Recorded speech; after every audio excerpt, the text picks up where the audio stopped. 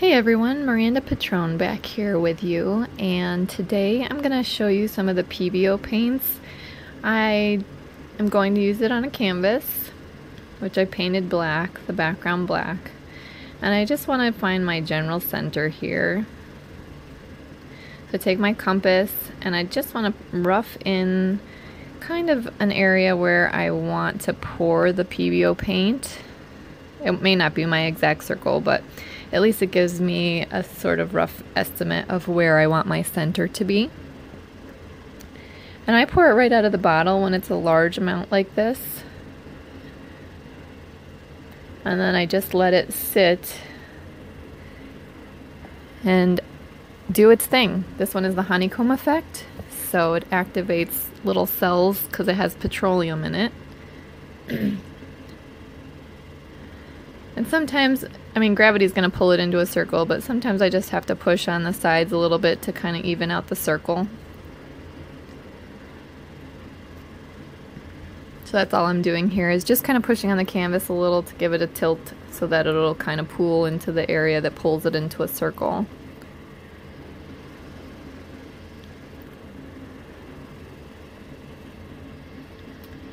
So this is after about 10 minutes. It starts to kind of make little cells, and right here is not pulling into a circle, so I'm just going to kind of wick it over.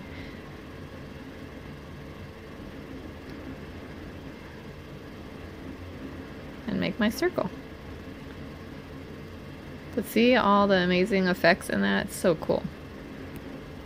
It's just such a fun paint to work with. A little difficult at times, and it does what it's wanting to do sometimes as well, but it's really, really fun to play with. Look at those cells.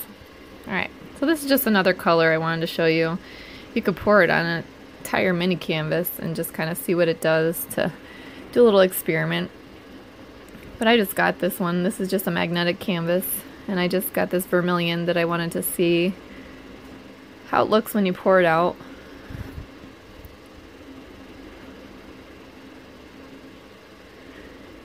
And you can dot with this, it just is a little fickle and it may not make the effects that you want to have, because the cells sometimes, if you mix it up a little too much, the cells don't, if you play with it too much, the cells don't produce. So I'm actually mixing two colors here just to kind of see. Oh look, it made a gold ring around the red too. Who knew that was going to happen? But you see, they do different things with each other. You can mix them with other kinds of paints. And I think it's just a fun little experiment to see what'll happen if you just play around with them.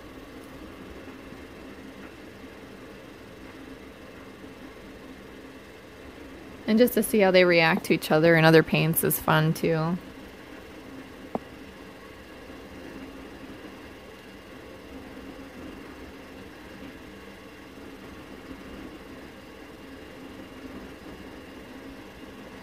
The petroleum in it too really makes it super shiny. It's just amazing to look at. So much fun.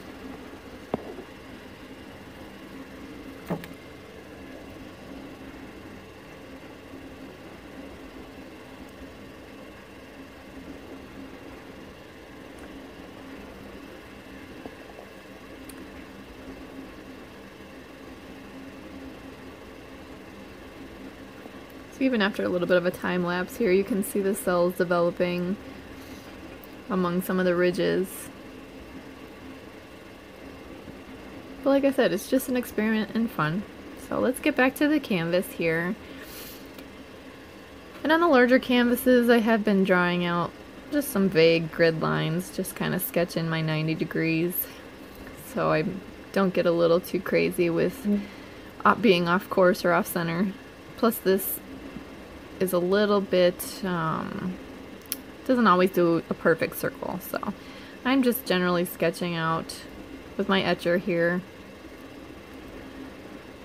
some lines so I can just kind of keep track of where my 90 degrees would be. But this is such a fun green for Christmas time even, but this is a canvas I finished a while ago. And it doesn't go all the way through every dot and every step, but you'll at least get the basic elements of how I did this.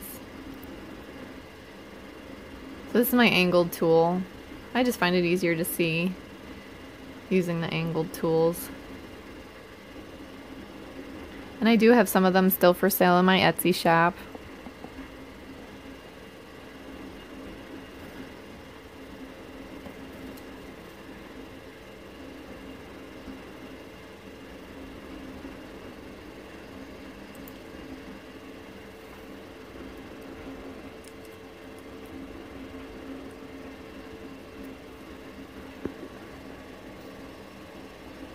Maybe I'll just roughen my 45-degree angles here too.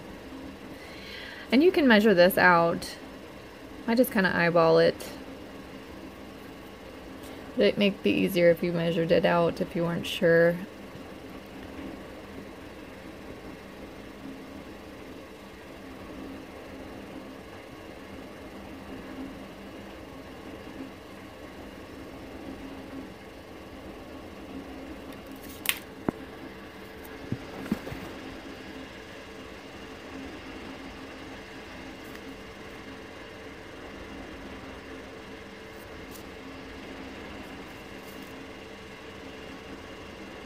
Okay, so I'm just debating the color I want to start off with.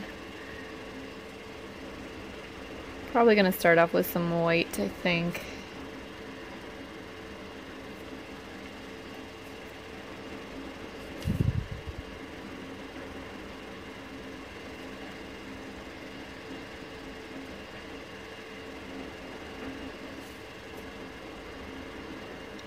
And the thing about the etcher here too is you can erase the lines easily with just a little bit of water. And this kind of gives you the spacing to show you a guide to paint, but they will erase afterwards really easily, even when I put varnish on. So I'm going to use my brushes too. These are just the angled brushes from Princeton.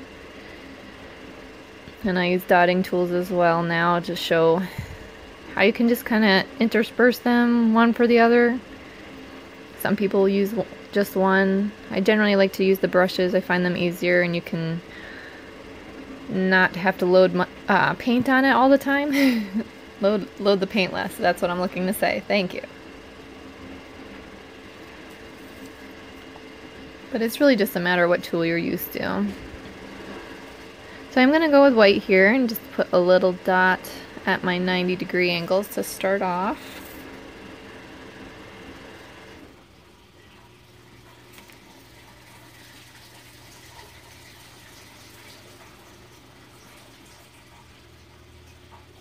And this canvas is a 10 by 10, I believe. Maybe this one's a 12 by 12 inch.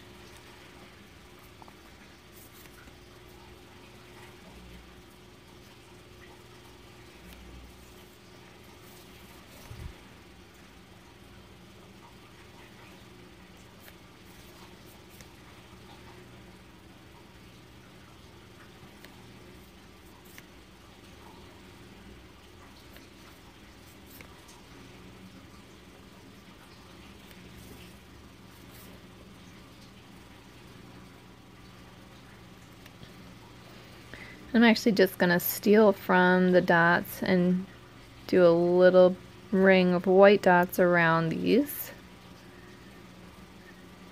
Maybe I'll do a couple of rings.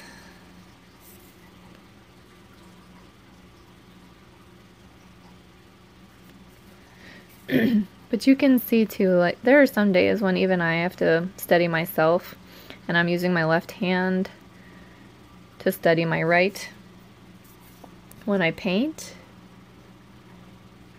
Not always, but a lot of you have spoken to me about not being steady or not having a steady hand, but you can use two hands or make kind of like a tripod with the base of your hand.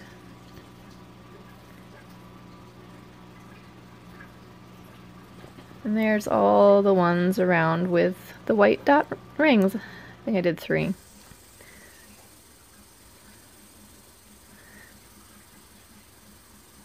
And so now I'm going to use the dotting tool with some of this lovely purple pizzazz in between.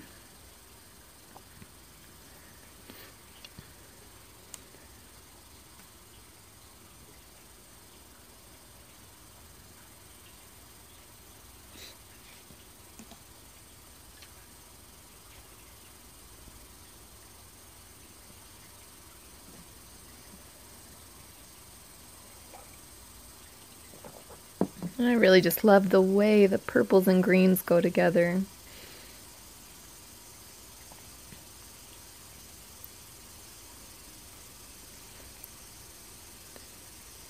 So, and after your paint was dry, I'm just showing here that you could make guidelines farther out. So after the center was dry, you could just place something there so you don't poke through it with your stylus, and then go from there to measure. And here I'm showing you can just measure out a distance along here to just give you a kind of guide for your next element. And I'm just opening up a couple inches because I'm going to do these purple dots all the way out to here.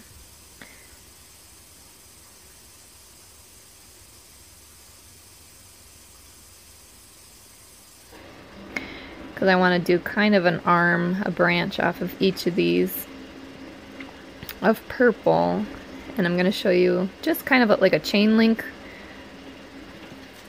I call it chain link because that's just what it looks like, but it reminds me of. And I'll just take these little dots out to those pencil lines that I drew. Excuse me, and that way we'll just space them decently close, but not so close that they're touching one another, because we're going to do something in between each one.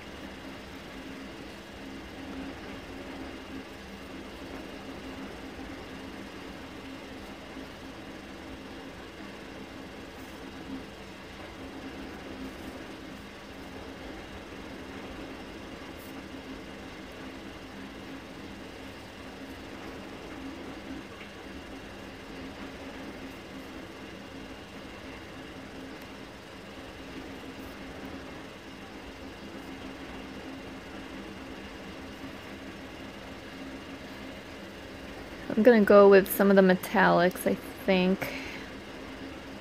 This purple metallic from Deco Art.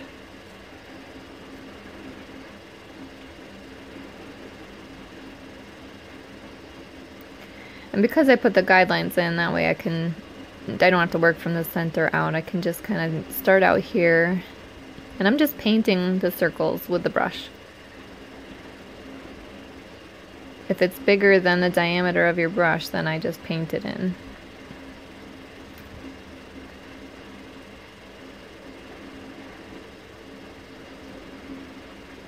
Now I'm just going to start at the larger dot and work my way down to the purple pizzazz that we did first. And let the paint drops gradually get smaller as you get towards the center. And we'll do that arm around every single one, just like that.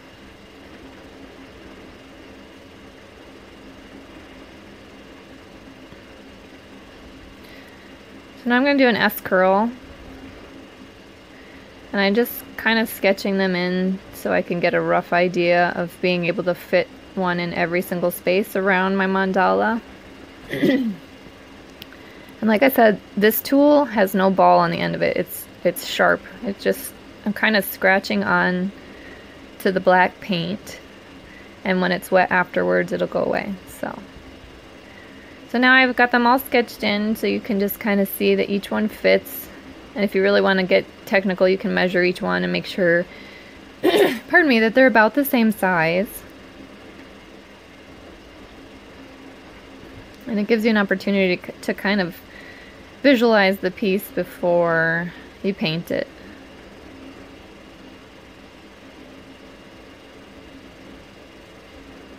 And that way you know they're all about the same size.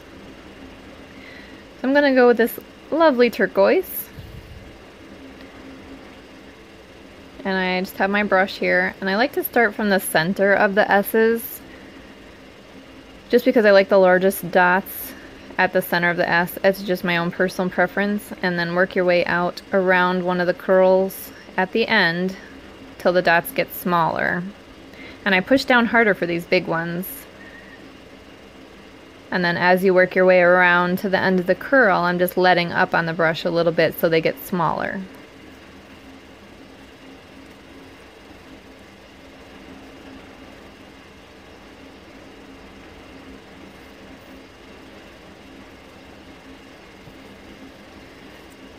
And then we'll just do that around all of the S's in turquoise. So start in the middle, pushing down a little harder. So the dots are a little larger, and then work your way around till it just about touches the white into your curl and letting them get a little bit smaller.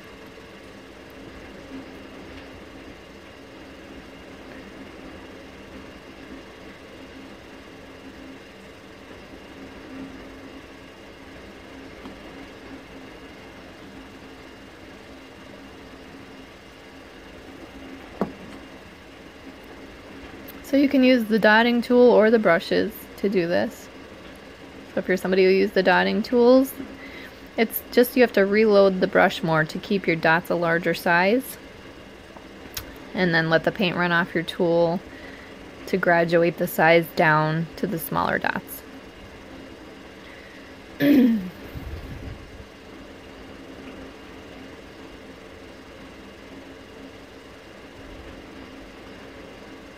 So it just takes a few more back and forth to the palette to reload your tool. Which I just find cumbersome. I think it's easier. Sometimes I'll just drop some paint off. If I know I have too much, I'll drop it off on another spot. So like when I reloaded that, I knew I had too much paint to do a small dot, so I just tossed it over here. Sometimes I'll drop it off even on my palette or a piece of paper, just to get a little bit off if you're using the tools. With the brushes, it's easier because you can just use pressure. You don't have to go back and forth. And you don't usually have to drop off any paint. Sometimes maybe, but not as much as with the tools.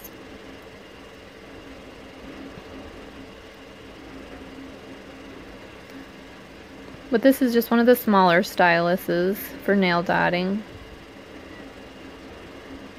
And you'll get used to using certain ones for certain sizes. So there are my S's.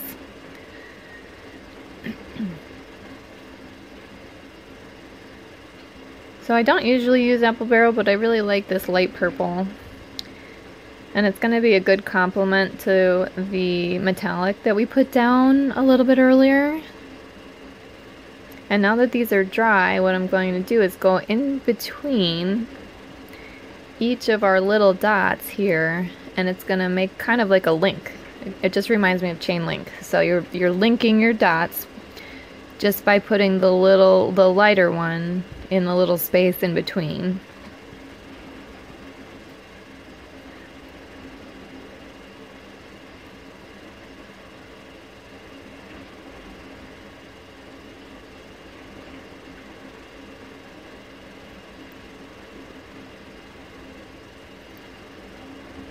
And it just kind of adds a nice highlight. It's just a different design element. I know a lot of you have seen that I do the reverse mandala, I call it, where you're overlapping every single dot as you go down, which is very time consuming, but it makes a neat design as well. So if you want to see that on my channel, you can check out the reverse mandala. And that's another fun design element.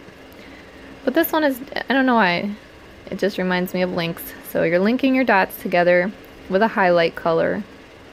Or you could go completely wild with opposite colors or neons or whatever you want to try. But that's the apple barrel lavender I just put in between our metallic. You know, sometimes you get stuck and you can't think of like where do you want to go with this design, but I think I'm going to do a nice big dot at the top here. The grasshopper green.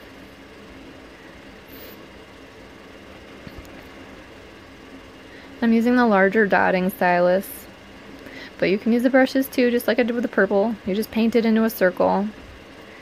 So this dot is bigger than I have the size of the stylus, and I just paint them on. Draw the circle. I think in the past I've said I'm pushing paint, so just push the paint around.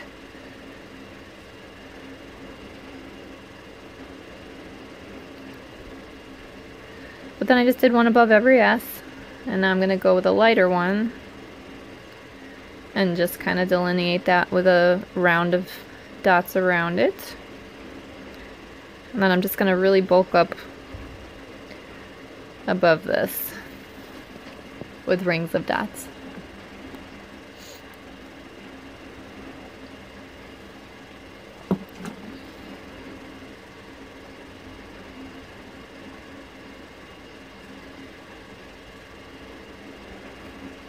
And I'm just taking different light greens, dark greens, and I'll just keep on tossing them in there.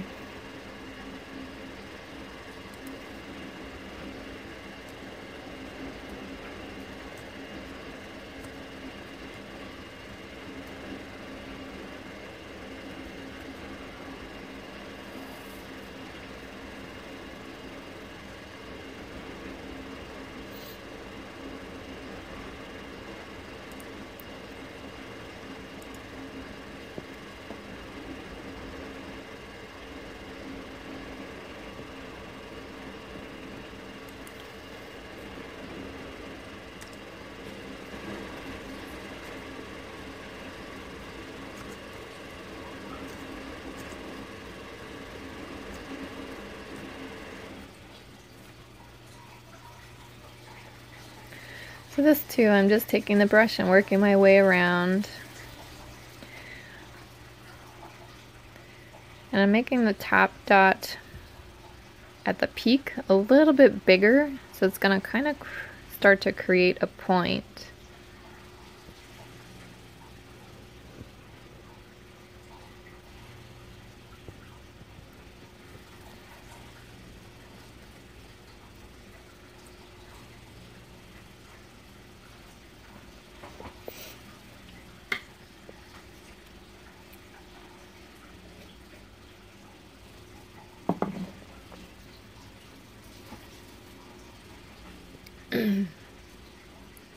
So I'll just finish up this one here and show you.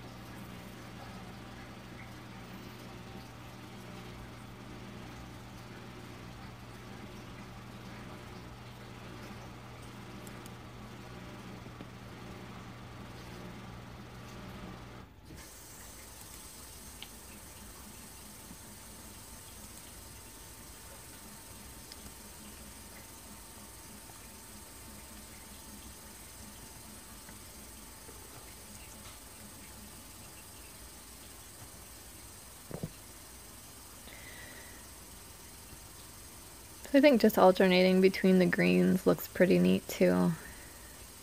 And we'll just bulk up around the end of each one of these.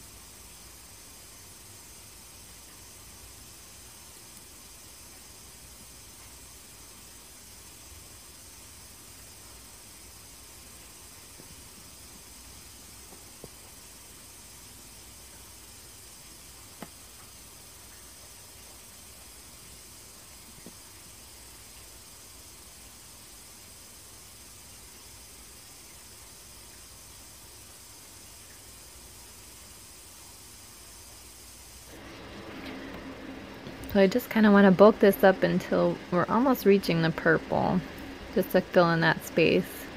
But then also you still have the negative space down by the S curls.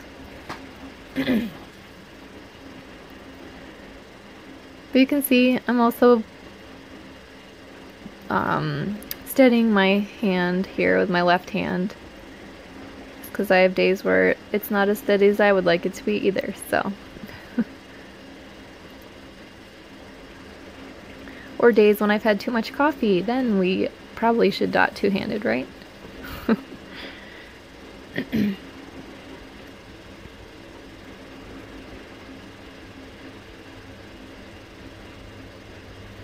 These kind of remind me of little buds of flowers too. I just love how it looks different with the negative space, and then you're bulking it up out here.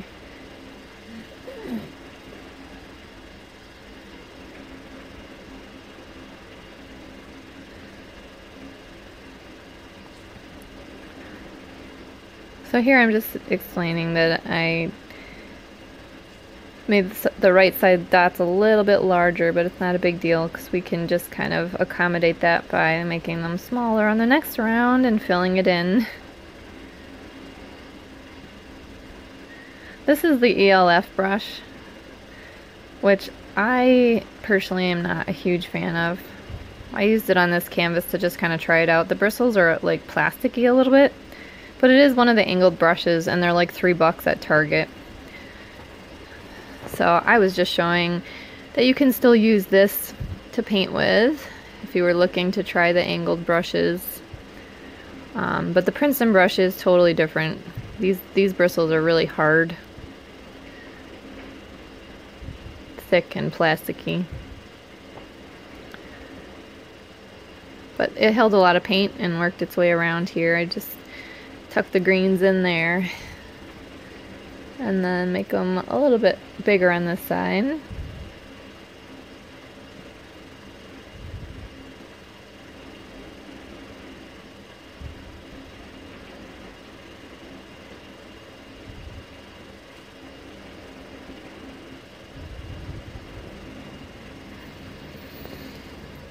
And it creates kind of a nice beaded look with that brush. I just wasn't a fan of using it too much, so I haven't used it since this painting, but just so you can see, it does work to do dots. And it's like any other tool, you know, it takes a little finesse. The bristles are a little stiff, but it takes a little working with and practice to just kind of test it out.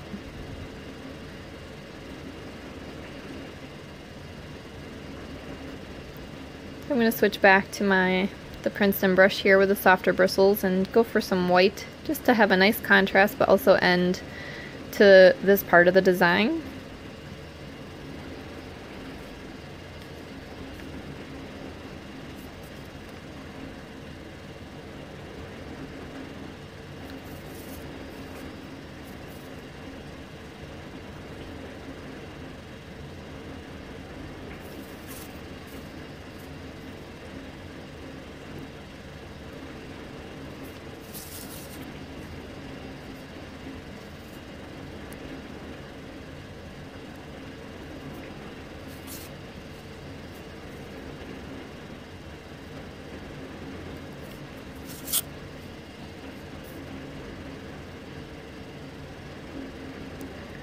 And then I'm just going to do this same kind of idea all the way around all the green dots that we made.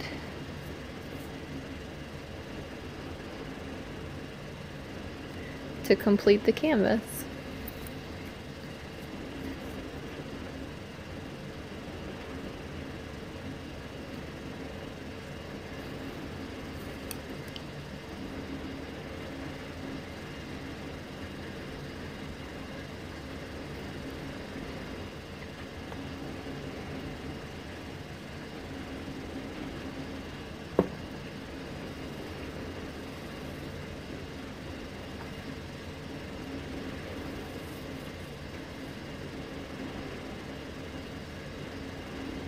Alright, so here is my finished piece here. And you can see I added some purple swipes and some gold to the outer edges, and a little bit more white to bring that out. And you can see how it's got the kind of link in between the purples. And then also you can see the cells in this paint. How fun is that? So much fun. So yeah, so this is what I completed with that design, and then I just put the Deco Art top coat, the pouring top coat actually, on top of this. And it gave it a nice protective coat on, nice and shiny. So I hope this kind of helps you see what you can do with these design elements. Also, I just want to wish you all a wonderful holiday season, and I probably won't be back with you on YouTube here till the end of the year, or past the end of the year. So I hope you all have a wonderful holiday season with your families. If you're looking for more of my art, I am on Instagram and Facebook. I have art pages on there. And we can interact a little more. I usually do my giveaways on there too. And if you're looking to support my art and become a part of my art community, I am on Patreon as well. So you can check that out. And yeah, so I wish you all a Merry Christmas, happy holiday season, and a wonderful new year, being with your loved ones. Take care. Happy painting.